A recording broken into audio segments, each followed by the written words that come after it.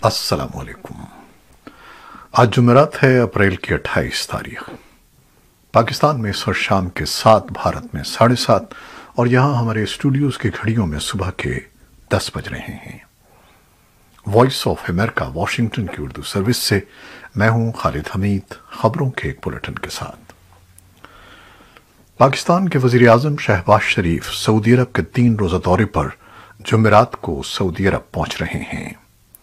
नए वज़ीर ख़ारजा बिलावल भुट्टो ज़रदारी समेत एक आला सतह का वफ़द भी वज़ीर आज़म के हमराह है। शहबाज शरीफ जुमे को सऊदी क़यादत से मुलाकात करेंगे, जिसमें तिजारती और इक़्तिसादी ताल्लुक़ात को आगे बढ़ाने, पाकिस्तानी अफरादी क़ुव्वत के लिए मौक़े तलाश करने और इलाक़ाई और बैनुल-अक़वामी सूरत हाल पर तबादला ख़याल किया जाएगा। क़ब्ल अज़ीं पाकिस्तान के दफ्तर ख़ारजा के तर्जुमान आसिम इफ्तिख़ार ने एक बयान में बताया कि शहबाज शरीफ 28 से 30 अप्रैल तक सऊदी अरब के वली अहद की दावत पर सऊदी अरब का दौरा कर रहे हैं, जो वज़ीर आज़म मुंतखब होने के बाद उनका पहला बैरूनी दौरा है। तर्जुमान के मुताबिक वज़ीर आज़म के सऊदी अरब के दौरे से दोनों मुल्कों के दरमियान बढ़ती हुई शराकतदारी को मज़ीद तक़वियत मिलेगी। पाकिस्तान में वफाकी शरई अदालत ने मुल्क में सूद की सहूलतकारी करने वाले तमाम कवानीन और शिकों को गैर शरई करार देते हुए हुकूमत को मुल्क में मौजूद बैंकारी निज़ाम में सूद के खात्मे के लिए 5 साल की मोहलत दी है। इस केस में फरीक जमात इस्लामी के वकील सैफुल्लाह गोंदल का कहना है कि इस फैसले के मुताबिक पाकिस्तान को आइंदा अपने तमाम बैनुल-अक़वामी मुआहदे सूद के बगैर करने होंगे। माशी तज्ज़ियाकार खुर्रम शहजाद कहते हैं कि इस फैसले पर अमल दरामद के लिए सिर्फ 5 साल नहीं बल्कि एक तवील मुद्दती पॉलिसी दरकार होगी। अदालत ने फैसले में 31 दिसंबर सन 2027 तक तमाम कवानीन को इस्लामी और सूद से पाक उसूलों में ढालने का हुक्म दिया है।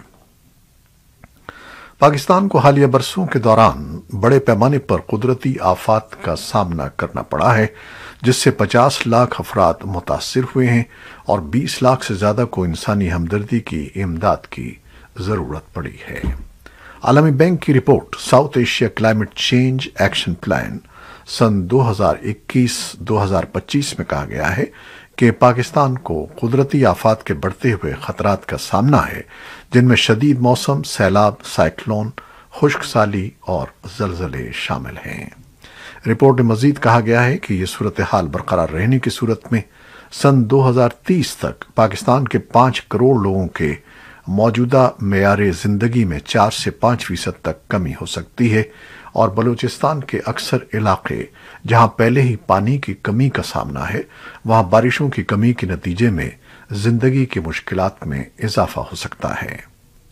जबकि दूसरी जानिब ग्लेशियर्स के तेजी से पिघलने से पाकिस्तान के साहिली इलाकों में समंदर की सतह 60 सेंटीमीटर तक बढ़ने का इम्कान है, जिससे कई साहिली आबादियां ज़ेरे आब आ जाएंगी। पाकिस्तान की पंजाब असम्बली का इजलास 16 मई सन 2022 तक मुलतवी कर दिया गया है। असम्बली इजलास मुलतवी किए जाने के बाद पाकिस्तान तहरीक इंसाफ के रहनुमाओं के साथ प्रेस कॉन्फ्रेंस करते हुए चौधरी परवेज इलाही ने कहा कि वजीर आला पंजाब का इलेक्शन हुआ ही नहीं है, बड़ा आईनी खला पैदा हो गया है। डिप्टी स्पीकर ने मेहमानों की गैलरी में बैठकर वजीर आला का इलेक्शन करवाया है। तहरीक इंसाफ और काफ लीग के मेंबरान असम्बली ने लाहौर हाई कोर्ट में हमजा शहबाज के हलफ से मुताल्लिक चीफ जस्टिस अमीर भट्टी के फैसले के खिलाफ इंट्रा कोर्ट अपील दायर की है, जिसमें हमजा शहबाज वजीर आजम और सदर को बजरिया सेक्रेटरी और गवर्नर को बजरिया प्रिंसिपल सेक्रेटरी फरीक बनाया गया है। अब यूक्रेन और रूस की जंग की ताज़ा तरीन सूरत हाल। व्हाइट हाउस ने कहा है कि सदर जो बाइडन यूक्रेनियों के अपने मुल्क के दिफा और रूस की वहशियाना जंग के खिलाफ उनकी आज़ादी की हिमायत पर आज बात करने वाले हैं। व्हाइट हाउस की प्रेस सेक्रेटरी जेन साकी ने बुध के रोज सहाफियों को बताया कि बाइडन ने इस हफ्ते कांग्रेस को एक मुजव्वजा पैकेज भेजेंगे, जो यूक्रेन की मदद के लिए पहले पैकेजेस की मानिंद है, जिसके तहत सिक्योरिटी और इंसानी और माशी मदद की जाएगी تاکہ یوکرین کی ضروریات کو کسی حد تک پورا کرنے میں مدد ملے۔ امریکہ کے محکمہ برائے توانائی نے بدھ کے روز کہا کہ اس نے تعمیر اور ترقی کے 2 پلانٹس سے مائع قدرتی گیس کی مزید ترسیل کی اجازت دی ہے، کیونکہ یوکرین پر روس کے حملے نے گھریلو فوسل فیول صنعت کو فروغ دینے کی جانب توجہ مرکوز کرتی ہے۔ یوکرین کے صدر ولادیمیر زیلنسکی آج اقوام متحدہ کے سیکریٹری جنرل اینٹونیو گوتریس کی میزبانی کر رہے ہیں، جبکہ یوکرین نے روسی توانائی کی فراہمی پر پابندی کا مطالبہ کیا ہے اور امریکی صدر جو بائیڈن فوجی، اقتصادی اور انسانی امداد کے لیے ایک تجویز تیار کر رہے ہیں۔ گوتریس انسانی ہمدردی کی مدد کو بڑھانے اور تنازعات کے علاقوں سے شہریوں کے انخلاء کو محفوظ بنانے کے لیے کام کرنے کے ارادے سے یوکرین پہنچے۔ اقوام متحدہ نے بدھ کے روز کہا کہ ماسکو اور کیف میں اس کی ٹیمیں موجود ہیں جو اصولی طور پر اس معاہدے کی پیروی کر رہی ہیں جو گوتریس نے پوٹن کے ساتھ طے کیا تھا، تاکہ اقوام متحدہ اور ریڈ کراس کی بین الاقوامی کمیٹی محصور بندرگاہی شہر ماریاپول میں ایزوسٹال اسٹیل پلانٹ میں پھنسے شہریوں کو نکال سکے۔ یوکرین کے صدارتی مشیر میخائل پوڈولاکیا نے جمعرات کو کہا کہ روس کی توانائی کی اہم صنعت پر پابندیاں کسی بھی وقت عائد ہو سکتی ہیں، جبکہ یورپی ممالک نے روسی تیل اور گیس پر اپنا انحصار کم کرنے یا ختم کرنے کے لیے اقدامات کیے ہیں۔ یہ بیان روس کے ادارے گیس پروم کی جانب سے پولینڈ اور بلغاریہ کو قدرتی گیس کی سپلائی روکنے کے ایک دن کے بعد سامنے آیا ہے۔ وائٹ ہاؤس نے بدھ کو کہا کہ روس کا یہ اقدام متوقع تھا۔ وائٹ ہاؤس کی پریس سیکرٹری جین ساکی نے صحافیوں کو بتایا کہ یہی وجہ ہے کہ ہم گزشتہ 24 گھنٹوں کے دوران یورپ کے ساتھ رابطے میں تھے، ان میں پولینڈ اور بلغاریہ کے رہنما بھی شامل تھے۔ ہم کچھ عرصے سے دنیا بھر کے شراکت داروں کے ساتھ کام کر رہے ہیں تاکہ فوری ضروریات کو پورا کرنے اور روس سے آنے والی مقدار کے متبادل کے لیے یورپ کو قدرتی گیس کی فراہمی میں تنوع پیدا کیا جا سکے۔ فرانسیسی خبر رساں ادارے AFP نے رپورٹ دی ہے کہ اقوام متحدہ کے پناہ گزینوں کے ادارے UNHCR کے تازہ ترین اعداد و شمار کے مطابق 24 فروری سے اب تک مجموعی طور پر 53 لاکھ افراد یوکرین سے پناہ گزینوں کے طور پر جنگ سے فرار ہو چکے ہیں۔ اس طرح یہ تعداد منگل کو دیے گئے اعداد و شمار کے مقابلے میں 52,452 کا اضافہ کرتی ہے۔ اقوام متحدہ کے ادارے کے مطابق اگرچہ مارچ کے بعد سے اخراج میں نمایاں کمی آئی ہے، اندازہ لگایا گیا ہے کہ سال کے آخر تک مزید 30 لاکھ یوکرینی مہاجرین بن سکتے ہیں۔ کینیڈا کے قانون سازوں نے پارلیمان میں متفقہ طور پر منظور کی گئی قرارداد میں کہا ہے کہ یوکرین میں روس کے حملوں کو نسل کشی قرار دیا جائے۔ خبر رساں ادارے رائٹرز کے مطابق پارلیمنٹ کے ارکان نے کہا ہے کہ روس کے انسانیت کے خلاف بڑے پیمانے پر جنگی جرائم کے کافی ثبوت موجود ہیں۔ کینیڈین ہاؤس آف کامنز میں منظور ہونے والی قرارداد میں کہا گیا ہے کہ روس کے جنگی جرائم میں بڑے پیمانے پر مظالم، یوکرینی شہریوں کے جان بوجھ کر قتل کے منظم واقعات، لاشوں کی بے حرمتی، یوکرینی بچوں کی زبردستی منتقلی، تشدد، جسمانی و ذہنی نقصان اور زیادتی شامل ہیں۔ افغانستان میں بہار کے موسم کی آمد کے ساتھ ہی طالبان مخالف گروہ ملک کے مختلف مقامات پر متحرک ہو رہے ہیں۔ بعض مبصرین کے مطابق داعش نے حال ہی میں 2 دہشت گرد حملے کیے ہیں۔ اگر دیگر گروہ بھی منظم حملے شروع کرتے ہیں تو افغانستان میں 8 ماہ سے حکومت کرنے والے طالبان کے لیے اقتدار میں رہنا مشکل ہو سکتا ہے۔ حالیہ ہفتوں میں 8 آدھے درجن کے قریب ایسے گروہ سامنے آئے ہیں جن کے بارے میں پہلے معلومات موجود نہیں تھیں۔ ان گروہوں نے قومی مزاحمتی محاذ کے ساتھ مل کر طالبان کے ساتھ لڑنے کا عزم ظاہر کیا ہے۔ طالبان حکومت نے ڈاکٹر نجیب اللہ حکومت کے خلاف سابق مجاہدین کی فتح کے 30 برس مکمل ہونے پر کابل میں جمعرات کو ایک تقریب کا اہتمام کیا۔ طالبان رہنماؤں نے ایک بار پھر دنیا کو یقین دلایا کہ افغانستان کی سرزمین کسی ملک کے خلاف استعمال نہیں ہوگی۔ انہوں نے دنیا سے بھی اسی رویے کی اپیل کی۔ طالبان حکومت کے نائب وزیر اعظم ملا عبدالسلام حنفی اور قائم مقام وزیر داخلہ سراج الدین حقانی دونوں نے کہا کہ افغان دنیا کے لیے خطرہ نہیں ہیں اور بدلے میں وہ اسی کی توقع رکھتے ہیں۔ طالبان کی وزارت نقل و حمل اور شہری ہوابازی نے کہا ہے کہ آریانہ افغان ایئر لائنز کابل اور مشہد ایران کے درمیان پروازیں دوبارہ شروع کریں گی۔ پہلی پرواز جمعے کو ہوگی اور ہر ہفتے 3 پروازیں ہوں گی۔ پاکستان اور بھارت کے محکمہ موسمیات نے ہیٹ ویو الرٹس جاری کیے ہیں۔ کئی علاقوں میں درجہ حرارت معمول سے 8 ڈگری سینٹی گریڈ زائد ریکارڈ کیا جا رہا ہے، جبکہ دوسری جانب اس شدید گرمی کے موسم میں بھی پاکستان میں بجلی کا بحران شدت اختیار کر گیا ہے۔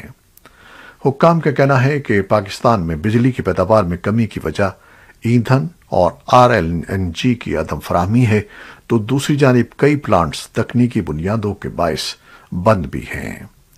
پھر روس اور یوکرین کی جاری جنگ کی وجہ سے کوئلے اور گیس کی قیمتوں میں بے تحاشا اضافے کی وجہ سے ملک کا توانائی بل رواں مالی سال کے پہلے 9 ماہ میں گزشتہ سال کے مقابلے میں دگنا ہو کر $15 ارب تک جا پہنچا ہے۔ ماہرین توانائی کا کہنا ہے کہ پاکستان میں پن بجلی کی پیداوار بھی فی الحال دریاؤں میں پانی کا بہاؤ کم ہونے کی وجہ سے کافی کم ہے، جس کی وجہ سے بجلی کا بحران اور سنگین ہو گیا ہے۔ بھارت کے زیر انتظام کشمیر کے حکام نے دارالحکومت سری نگر کی جامع مسجد کے منتظمین کو مطلع کیا کہ اس تاریخی عبادت گاہ میں شب قدر یا جمعۃ الوداع پر اجتماعات منعقد کرنے کی اجازت نہیں ہے۔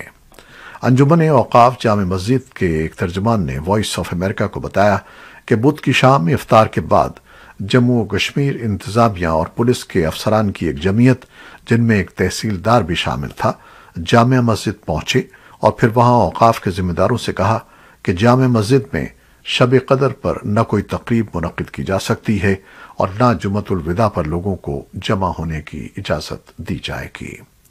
ترجمان نے کہا کہ جامع مسجد کو ایک مرتبہ پھر، اور وہ بھی شب قدر اور جمعۃ الوداع جیسی مقدس موقعوں پر فرزان توحید کے لیے بند کرنا حکومت کا ایک جارحانہ اقدام ہے۔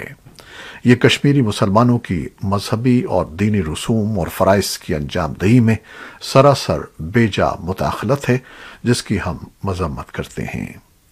حکومت کے اس اقدام پر بھارت کے زیر انتظام کشمیر کی بعض سیاسی جماعتوں اور لیڈروں نے بھی شدید رد عمل ظاہر کیا ہے۔ تاہم حکومت اور پولیس عہدیداروں نے جامع مسجد میں شب قدر اور جمعۃ الوداع کے اجتماعات پر پابندی عائد کرنے کے فیصلے کا ماضی کے تجربات کی بنیاد پر دفاع کیا ہے اور کہا ہے کہ یہ ایک امتناعی اقدام ہے۔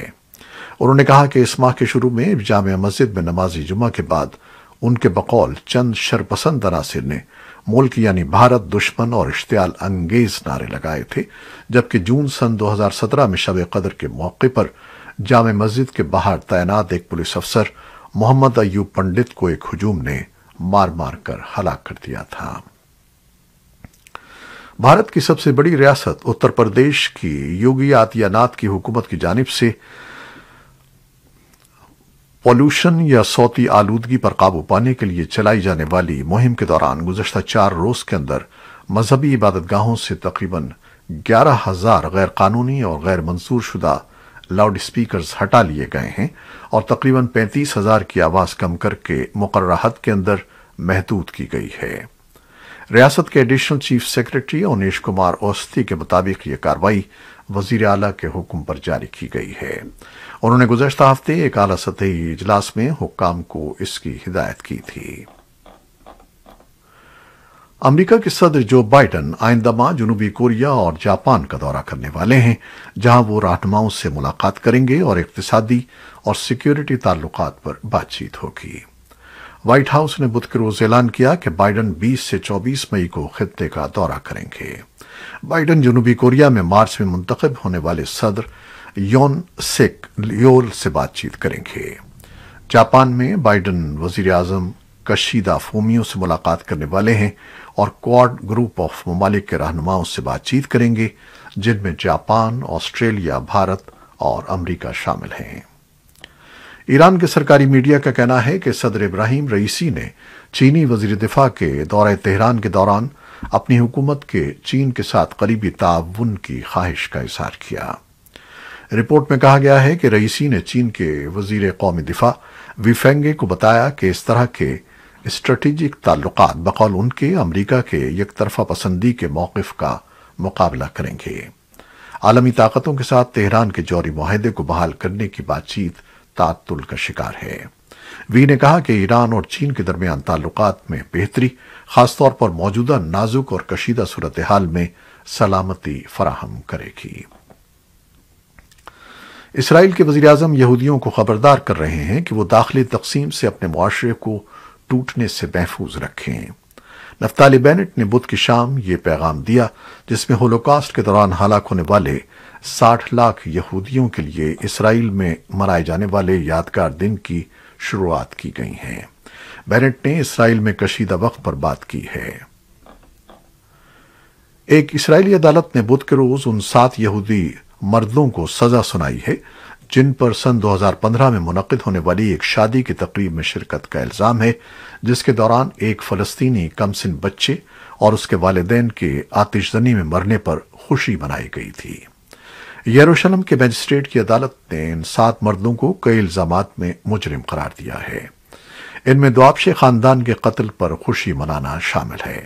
یہ خاندان جولائی سن 2015 میں انتہا پسند آباد کاروں کی جانب سے آتش زنی کے حملے میں ہلاک ہو گیا تھا۔ یروشلم میں مسلمان حکام کا کہنا ہے کہ بدھ کو دیر گئے 2.5 لاکھ افراد مسجد اقصی میں رمضان کے مقدس مہینے میں لیلۃ القدر کی نماز کے لیے جمع ہوئے۔ اسرائیل کے اندر مہلک حملوں کے سلسلے کے بعد اسرائیل اور فلسطینیوں کے درمیان بڑھتی ہوئی کشیدگی کے درمیان نمازی اس بابرکت رات میں جمع ہوئے۔ حکام نے بدھ کے اجتماع میں کسی واقعے کی اطلاع نہیں تھی۔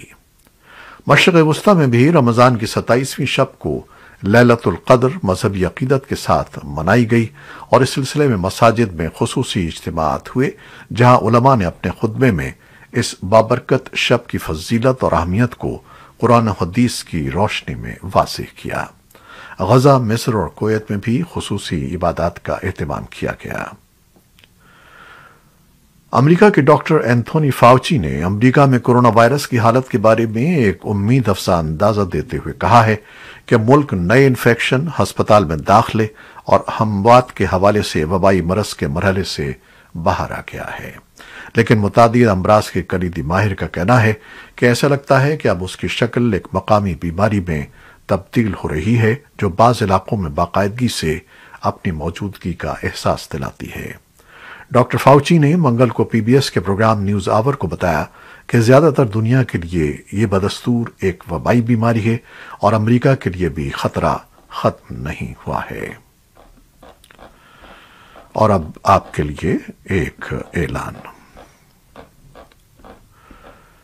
اگر وائس آف امریکہ کی ویب سائٹ اردو VOA.com تک رسائی میں آپ کو مشکل پیش آ رہی ہے تو اس بلیٹن کے ڈسکرپشن میں دیے گئے لنک کے ذریعے ویب سائٹ وزٹ کیجیے۔ منفرد رپورٹس اور دلچسپ تبصروں کے لیے دیکھتے رہیے VOA کا ٹی وی پروگرام ویو 360 پیر تا جمعہ شام 7:30 بجے آج نیوز پر۔ یہ تھیں وہ خبریں جو فیس بک لائیو پر ہم نے آپ کے لیے پیش کی۔ ہماری ویب سائٹ، یوٹیوب اور پوڈ کاسٹ پر یہ بلیٹن پوسٹ کر دیا جاتا ہے۔ آپ ہمارے بلیٹن کو شیئر کرتے ہیں اور اپنے کمنٹس میں اپنی محبتوں اور دعاؤں کا اظہار کرتے ہیں، جس کے لیے ہم آپ کے بے انتہا مشکور ہیں۔ اپنی محبتوں کا یہ سلسلہ جاری رکھیے گا۔ خالد حمید کو اب اجازت دیجیے گا۔ اللہ حافظ۔